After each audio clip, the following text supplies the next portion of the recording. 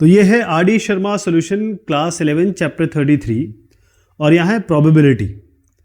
Exercise है 33.3। जो 18th question है वो कहता है the face cards are removed from a full pack, out of the remaining 40 cards 4 are drawn at random, what is the probability that they belong to different suits. क्या probability है? पहले आपको बता दूं कि इसमें फेस कार्ड्स क्या होते हैं। ये कुल मिला के कितने कार्ड है? ये 52 कार्ड्स हैं, है ना। इसमें ये 1 2 3 हर एक स्वीट के पास, जैसे हार्ट हो गया, स्पेड हो गया, ये डायमंड हो गया, इस तरीके से 4 जो होते हैं, हर एक के पास 3 फेस कार्ड होते हैं जिनमें आपको चेहरा दिख रहा है, क्वीन, जैक और किंग। तो कुल मिला के कार्ड हो गए इसमें। एक तरीका तो सॉल्व करने का ये है। एक दूसरा बता रहा हूं आपको, 52 कार्ड हैं, इनमें से आप ये जैसे एक स्वीट है इसमें 13 कार्ड होते हैं और 3 इसके कितने हो गए? 3 आपके फेस कार्ड हो गए। तो 4 स्वीट्स हैं, तो 4 स्वीट के 3 कार्ड, मतलब यहाँ से 3 निकाल दिए, यहाँ से 3, यहाँ से 3, यहाँ से 3, 3 चौको 12, तो 52 - 12 ये आपके हो गए 40 कार्ड। अब आपके पास जो है वो देखिए कितना आसान हो जाएगा। इस तरीके से करने से बेहतर ये है कि आपके पास 40 कार्ड है, उसमें से 4 निकालने। तो 40C4 ये तो आपके डिनोमिनेटर में आ गया, ये टोटल नंबर ऑफ पॉसिबिलिटी है। अब फेवरेबल केसेस क्या होंगे इसमें? अब सीधी सी बात है कि इन्होंने कहा कि हर एक कार्ड अलग अलग स्वीट का होना चाहिए, यानी एक इस स्वीट का होगा तो कितने कार्ड बचे? अगर इसमें 13 थे, आपने 3 निकाल दिए तो 10 बचे ना। तो 10 में से 1 निकालना है, या 10 में से 1 आने की संभावना। ये भी 10 बचे तो इसमें भी 10C1, इसमें भी करें तो 10C1 और इसमें भी करें तो 10C1। ठीक है जी। तो ये NC1 क्या होता है? ये तो NC1 क्या होता है? ये N ही होता है, तो ये 10 हो जाएगा। तो मैं यहाँ लिख देता हूँ इसको, नहीं 10 ऊपर 10, ये 10, ये 10, ये 10, ये 10, तो 10 × 10 और डिवाइडेड बाय क्या हो गया? 40C4। 40C4 को पहले कर लिया जाए, ठीक है। तो फैक्टोरियल 40 यहाँ कर देता हूँ, factorial 40 bye factorial 4 bye factorial 4, 40 - 4 36 हो गया। ये क्या बनेगा आपका? यहाँ कर रहा हूँ, तो 40 × 39 × 38 × 37 फैक्टोरियल 36 डिवाइडेड बाय ये 4 × 3 × 2, ये 36 फैक्टोरियल 36 यही रखेंगे, ये कैंसिल।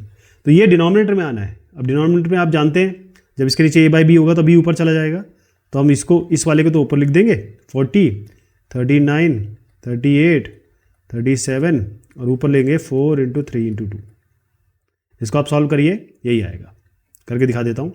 10 चौको 4, ये 4 कट गया, 3 × 6 3 हो गया, ये 1 3 और ये 2 हो गया 1 9, बस 13 × 19 × 37 होता है 9139 और 10 × 10 × 10 आपका 1000 होता है। अगला क्वेश्चन है 19।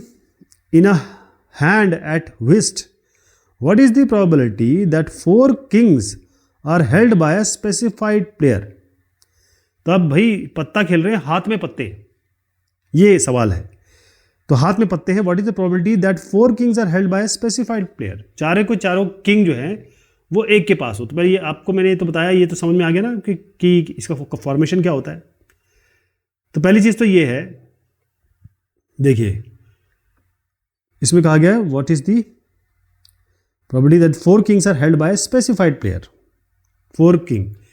तो हैंड विस्ट, इसका मतलब यह है कि भाई हर एक आदमी के पास, एक स्पेसिफाइड प्लेयर के पास 13 कार्ड है। अब 13 कार्ड में 4 किंग भी हैं, ये कहा गया है इसमें, ठीक है। अब 4 किंग है, 13 कार्ड में 4 किंग है, तो 4 किंग, तो हमारे पास 52 कार्ड है, उसमें 4 ही किंग होते हैं और 4 किंग निकालने की पॉसिबिलिटी क्या है? 4C4। ठीक, तो पहले तो मैं किंग की बात कर रहा हूं। 52 कार्ड में 4 किंग होते हैं, 4 किंग में से क्यों इनके पास सारे के सारे हैं, तो 4C4 हो गया ये। अब क्योंकि बाकी कार्ड जो बचते हैं, मैंने कहा 13 कार्ड एक आदमी के पास होंगे, तो 13 में 13 को अगर देखें तो 13 कितना होता है? 4 + 9, 4 के 4 क्या है आपके? सारे के सारे उनके पास किंग्स हैं, तो 4C4 तरीका है। 4 किंग किसी भी स्वीट के 4 तरीके से निकाले जा सकते हैं, तो 4C4 हो गया। बाकी जो बचते हैं, कितने बचे आपके पास? 52 कार्ड में से 4 चले गए तो 48 बचे, और कितने इनके पास होने चाहिए? 9, क्योंकि कुल मिला के 13 है।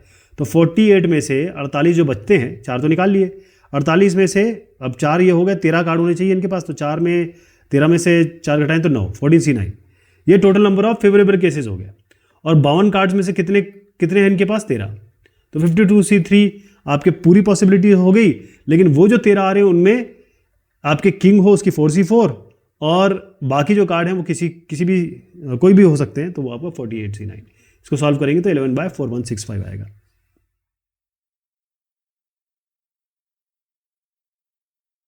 अगला कहता है a box contain 100 bulbs 20 of which are defective. 100 bulb हैं, 20 डिफेक्टिव है। 10 bulbs are selected for inspection, find the probability that. तो पहले इसके 4 पार्ट हैं, उसको जानने से पहले आपको ऐसे बताऊं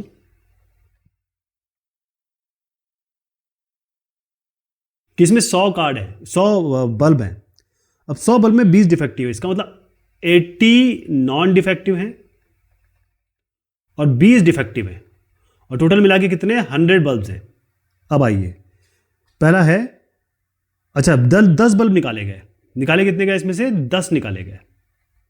तो पहला है all 10 are defective, all 10 are defective. तो 100 में से 10 निकाले गए तो सीधा नीचे तो आप हमेशा क्या होगा, 100 में से 10 निकाले गए तो total number of favourable cases हो गया 100C10, है ना, 100C10 हो गए। अब ये बोला गया कि जो निकाले गए 10 वो पूरे डिफेक्टिव हैं, तो 20 ही तो डिफेक्टिव हो सकते हैं। तो 20 में से पूरे के पूरे 10 आ गए, 20C10। तो ये आपकी प्रोबेबिलिटी हो गई कि भाई सारे के सारे डिफेक्टिव हो गए। तो ये पहला उत्तर हो गया। अगले पे आते हैं। अगला कहता है ऑल 10 आर गुड। तो इसका मतलब डिफेक्टिव आ ही नहीं रहे, नॉन डिफेक्टिव आ रहे हैं, तो 80 में से 10 निकलेंगे, तो 80 में से 10 निकालने की संभावना ये हो गई। और 100C10 तो खैर है ही नीचे, भाई आप 10 निकाल रहे हैं पूरे 100 में से, तो टोटल नंबर ऑफ केसेस ये होगा, फेवरेबल केसेस ये हो गया। तीसरे पे आते हैं। तीसरा कहता है at least 1 is defective, at least 1 is defective. तो अब इसमें क्या करेंगे, थोड़ा सा हम उल्टा चलेंगे, कम से कम एक डिफेक्टिव होना चाहिए। तो हम ये कहते हैं कि सारे के सारे डिफेक्टिव ले लीजिए, नॉन डिफेक्टिव, सारे के सारे नॉन डिफेक्टिव ले लीजिए और उसको 1 से घटा दीजिए। सारे के सारे नॉन डिफेक्टिव है, अगर हम इसको 1 से घटाएंगे तो क्या आएगा, कम से कम एक तो डिफेक्टिव होगा, एक तो खराब होगा। ये जो प्रोबेबिलिटी है वो खराब ना आने की है। अगर हम 1 से इसको घटा दें तो कम से कम एक खराब होगा, 1 से ज़्यादा भी हो सकते हैं, 10 के 10 हो सकते हैं, लेकिन कम से कम एक होगा, वो ऐसा आ जाएगा। तो 1 - 18C10/100C10 ऐसे आया है। चौथा कहता है नन इज डिफेक्टिव, कोई डिफेक्टिव है ही नहीं, कोई डिफेक्टिव है ही नहीं। तो सीधी सी बात है, कोई डिफेक्टिव नहीं है तो सारे नॉन डिफेक्टिव है। तो ये जो चीज़ हमने की वही उसका उत्तर आएगा कि भाई आपने 10 निकाले 80 में से, क्योंकि नॉन डिफेक्टिव बता रहे हैं, एक भी डिफेक्टिव नहीं है, नन इज डिफेक्टिव, एक भी डिफेक्टिव नहीं है, तो नॉन डिफेक्टिव से निकाले गए हैं 10, और कुल मिला के कितने निकाले जा रहे हैं? 100 में C10। तो ये भी इसका यही उत्तर आएगा। 21वां सवाल कह रहा है find the probability that in a random arrangement of the letters of word social vowels come together. तो ये सवाल किस तरीके से किए जाते हैं, इसको देखिए। सोशल, SOCIAL, इसमें वॉवल क्या क्या है? वॉवल आपका है, वॉवल होते हैं AEIOU, स्वर शब्द जो होते हैं उनको वॉवल कहते हैं। तो इसमें वॉवल कौन कौन से, उनको ज़रा एक साथ कर लेते हैं। जैसे O है, I है, A है, तो हम O, I और A इसको एक मान के चलते हैं, क्योंकि इन्होंने कहा कि सोशल में वॉवल एक साथ आने चाहिए। बाकी कौन कौन से बचते हैं आपका, इसको हटा दीजिए, ये हो गया 1 2 3, तो SCL। तो अब अगर इसको हम एक मान के चलते हैं तो ये 2 है, 3 है, 4 है। तो पहली चीज़ तो ये है कि आपके पास अगर पूरे देखे जाए, मैं टोटल नंबर ऑफ केसेस बता रहा हूँ, और वॉवल हो साथ में ना हो, तब हम अगर देखें तो 6 यहाँ पर एलिमेंट है या 6 लेटर्स हैं, और उनको अरेंज करना क्या होता है, टोटल पॉसिबिलिटी क्या है, फैक्टोरियल 6। 6 है, 6 को कैसे अरेंज करेंगे, फैक्टोरियल 6, अरेंजमेंट ये हो गया। अब ये देखिए 1 2, इसको हम एक मान के चल रहे हैं क्योंकि अब फेवरेबल केसेस पे आ रहे हैं, तो 1 2 3 4 फैक्टोरियल 4 तरीके से इनको अरेंज किया जा सकता है। लेकिन इसमें एक और पेंच है कि ये तीनों को भी तो आपस में अरेंज किया जा सकता है। ये 3 है तो ये कितने 3 आपस में कैसे अरेंज हो जाएंगे, फैक्टोरियल 3 तरीके से। तो फैक्टोरियल 3 मल्टीप्लाई कर दीजिए, तो फैक्टोरियल 4 इंटू फैक्टोरियल 3, ये फेवरेबल केस हो गया। और फैक्टोरियल 6 आपका टोटल नंबर ऑफ केसेस हो गए। ये आपको बता रहा है कि हमेशा वॉवल साथ रहेंगे, ये बता रहा है आपको कि सब एक साथ कहीं भी इधर उधर हो सकते हैं। तो ये आपका उत्तर हो गया, ये आएगा 1/5 आएगा इसका।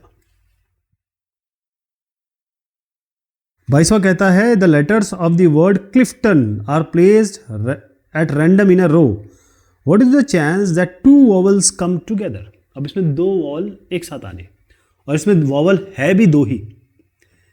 फिर से बताता हूं, CLIFTON। तो पहले तो आपको पता है डिनोमिनेटर में क्या करते हैं प्रोबेबिलिटी निकालते समय, जितनी भी पॉसिबिलिटी बन सकती है वो सब लिख देते हैं, मतलब वो टोटल नंबर ऑफ केसेस हैं। 1 2 3 4 5 6 7, कितने हैं 7, तो फैक्टोरियल 7 तो नीचे लिख दीजिए। पहली चीज़, ये 7 पूरी तरीके से फैक्टोरियल 7 से अरेंज हो पाएंगे। उसके बाद आप क्या करेंगे कि 2 वॉल को साथ कर लीजिए। तो हम क्या करते हैं, इसको और इसको 1 मान लेते हैं, ये 1 हो गया। बाकी कितने बचते हैं, 1 2 3 4 5, तो 5 ये हो गए, और एक ये जो हमने कंबाइन किया 5 प्लस ये जो IO कंबाइन किया ना, वही हो गया। तो ये 1 हो गया, तो 5 और 1 6, तो ये 6 आपस में कैसे अरेंज हो सकते हैं, फैक्टोरियल 6 से। लेकिन अब इसमें एक चीज़ है कि ये भी तो आपस में अरेंज हो सकते हैं, IO का OI भी हो सकता है ना। तो ये 2 आपस में कैसे अरेंज होंगे, फैक्टोरियल 2। तो factorial 6 into factorial 2 by factorial 7, ये आपका 2/7 आएगा इसमें। नेक्स्ट है the letter of the word fortunates are arrange at random in a row, what is the chance that the 2 T come together. तो हम क्या करेंगे, फॉर्चुनेट्स पर लिख देते हैं, FORTUNATES। अब इन्होंने कहा है कि भैया 2 T एक साथ आने चाहिए, ठीक है। तो अब हम क्या करते हैं कि सबसे पहले प्रोबेबिलिटी निकालने के लिए ये जितने भी हैं इसमें, वो हम क्या करेंगे, एक कितने पहले गिन लीजिए, 1 2 3 4 5 6 7 8 9 10 है ना। तो फैक्टोरियल 10 तो आप आंख बंद करके नीचे लिख दीजिए, क्योंकि ये टोटल नंबर ऑफ केसेस है, आपस में अरेंजमेंट फैक्टोरियल 10 तरीके से हो सकता है। ये हो गया आपका। अब आप आइए T को टुगेदर कर दीजिए। ये T को टुगेदर कर दिया आपने, कर दिया साथ में, तो ये 1 हो गया, बाकी कितने बचे 9। तो ये जो दोनों को 1 कर दिया आपने, ये दोनों को 1 किया, तो नहीं बचे नहीं 8 बचे भाई, ये दोनों को 1 कर दिया क्योंकि ये 2 है ना, तो 8 + 1, तो फैक्टोरियल 9 तरीके से आप इनको अरेंज कर सकते हैं, क्योंकि हमने इन दोनों को 1 कर दिया। अगर मैं इन दोनों को हटा के 1 ही लिख दूं, मतलब 2 को 1 कर दूं, तो 9 है फैक्टोरियल 9। लेकिन ये दोनों भी तो आपस में अरेंज हो सकते हैं, एक बार T इधर आए एक बार T इधर आए, अलग हो जाएगा, है ना। अभी आपको ये नहीं सोचना है कि दोनों TT और TT बराबर होते हैं, ये नहीं सोचना आपको ये सोचना है कि 2 एलिमेंट है TT एक साथ लिए, वो आपस में भी अरेंज हो सकते हैं। तो इसके लिए आप फैक्टोरियल 2 से मल्टीप्लाई कर दीजिए, ठीक है जी। तो क्या आ रहा है इसमें, आपको 1/5 आ रहा है। नेक्स्ट है 24, find the probability that in a random arrangement of the letters of the word university the 2 I's do not come together. इसमें 7 नहीं आने हैं, ओके। तो हम क्या करेंगे, पहले 7 आने की प्रोबेबिलिटी निकालेंगे और 1 से माइनस कर देंगे, ये ठीक है। पहले 7 आने की प्रोबेबिलिटी निकालेंगे, फिर 1 से माइनस कर देंगे। तो ये तो आप सीख ही चुके हैं। अभी जैसे मैंने आपको बताया एक तरीका तो आपको यहाँ दिख रहा है सामने, अब मैं आपको थोड़ा दूसरे तरीके से समझाता हूँ। पहले आप ये ले लीजिए यूनिवर्सिटी,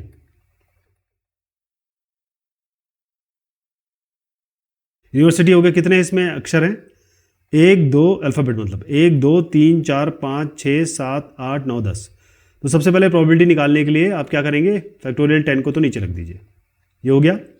अब इसमें कहा गया है कि भाई ये T एक साथ नहीं आनी चाहिए ना, एक साथ I नहीं आना चाहिए, 2 I डजंट कम टुगेदर। तो हम क्या करेंगे, I को साथ रख देते हैं। तो ये I और ये I मैंने ले लिया 1, ये 1 हो गए, इन दोनों को 1 मान लिया। तो बाकी कितने बचते हैं, ये आपके हो गए 8 और 1 2 3 4 5 6 7 8, ये 8 हो गए। और ये जो 1 है जिसको हमने I को 1 कर दिया, तो ये कुल मिला के कितने हो गए, 8 + 1 9। तो फैक्टोरियल 9 तरीके से ये आपस में अरेंज हो सकते हैं। लेकिन ये जो I भी आपस में अरेंज हो सकते हैं, क्योंकि 2 हैं, तो ये आपस में भी फैक्टोरियल 2 तरीके से हो सकते हैं। अब ये जो उत्तर आया है, ये आपको याद है कितना आया था, चलिए मैं दिखाता हूँ आपको। यूनिवर्सिटी भूल जाइए, नंबर देखिए, इसमें ये 10 नंबर थे ना, तो उसी ये नंबर्स के हिसाब से चल रहा है, और 2 TT हमने किया, यहाँ पर 2 आई कर रहे हैं, तो क्या आया था यहाँ पर 1/5, तो इसको मैं 1/5 लिख दूँ सीधा, सेम ही चीज़ है। अब मैं आपसे कह रहा हूँ कि भाई हमको नहीं निकालने की प्रोबेबिलिटी निकालनी है, तो 1 से माइनस कर दीजिए, होने की तो ना होने की आ जाएगी, तो 1 - 1/5 4/5, ये उत्तर आ गया आपका। ये भी एक तरीका है, इसको भी आप देख सकते हैं, लेकिन जो हम करते चले आ रहे हैं उसी तरीके से करें तो ज़्यादा अच्छा है। नेक्स्ट है 25वां। If odds in favour of an event is 2:3, find the probability of occurrence of this event. Odds in favour of an event, 2:3 का मतलब ये होता है जैसे अगर आपका A:B, मतलब जो इवेंट हो रहा है उसका ऑड्स ये होता है कि भाई इसका जो होने की संभावना है वो A:B है। अगर प्रोबेबिलिटी इसकी निकालनी है तो आपकी सीधी आ जाएगी A/A+B, A/A+B। तो हम ये करके देखते हैं, ये जो A और B है इसको यहाँ क्वेश्चन में दिया हुआ है 2:3, तो सबसे पहले तो हम इसको 2:3 का मतलब ये होता है 2/3 रेशियो है, एक तरीके से 2:3 रेशियो होता है, तो हम इस पर K यहाँ जोड़ दें, यहाँ K जोड़ दें, कोई दिक्कत तो नहीं होगी, है ना। तो सबसे पहले ये 2K है, ये आपका बेसिकली ये 2K अगर कर दें तो ये A है, ये B है, तो मैंने आपको प्रोबेबिलिटी क्या बताई A/A+B, तो A क्या है 2K और A+B क्या है 2K + 3K, ये हो गया 2K/5K, 2/5 आ गया। ये थोड़ा याद रखना है आपको, ठीक है। इसी तरीके से एक और सवाल लेंगे। If odds against an event is 7/9, अब इसमें ऑड अगेंस्ट कहा गया है, find the probability of non occurrence of this event. ठीक, तो हम ये जानते हैं कि अगर कोई odd against happening of A/A:B है तो नॉट हैपनिंग क्या होगा, ये बिल्कुल इसी तरीके से है। आपने क्या किया, हैपनिंग, अगर एक इवेंट हैपन हो रहा है A:B उसका ऑड है तो उसके होने की संभावना A/A+B, अगर मैं इसमें भी नॉट लगा दूं और इसमें भी नॉट लगा दूं तो निगेट हो जाएंगे, आपस में कट जाएंगे। इसीलिए हम क्या करेंगे कि ऑड अगर A:B है ना होने की, तो उसके प्रोबेबिलिटी, मतलब अगर ऑड अगेंस्ट, मतलब ये ऑड अगेंस्ट का मतलब होता है ना होने की संभावना, तो ना होने की संभावना क्या है, तो भाई वो भी A/A+B होगा, क्योंकि ये ना होने की तो बात कर रहे हैं A:B, तभी तो A/A+B आएगा। तो यहाँ पर क्या दिया हुआ है आपको सवाल में, दिया हुआ है 7:9, तो 7:9 दिया हुआ है, 7/9 है बेसिकली, इसको कर दीजिए K, इसको K, और यहाँ पर रख दीजिए A/A+B में, तो ये हो जाएगा आपका 7K और ये होगा 7K 9K, ये A है ये B है, तो 7K + 9K, ये आपका 7K हो गया, ये आपका होगा ये 16K, तो 7/16 आ गया। अगर ये कहता ऑड अगेंस्ट है और उसके बाद कहा जाता कि प्रोबेबिलिटी ऑफ हैपनिंग निकालना है, तो आप जो निकाल रहे हैं उसको 1 से माइनस कर देते, ठीक।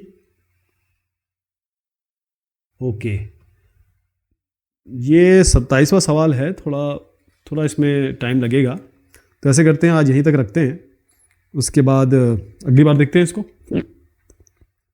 ठीक है जी। Okay, bye bye, thank you.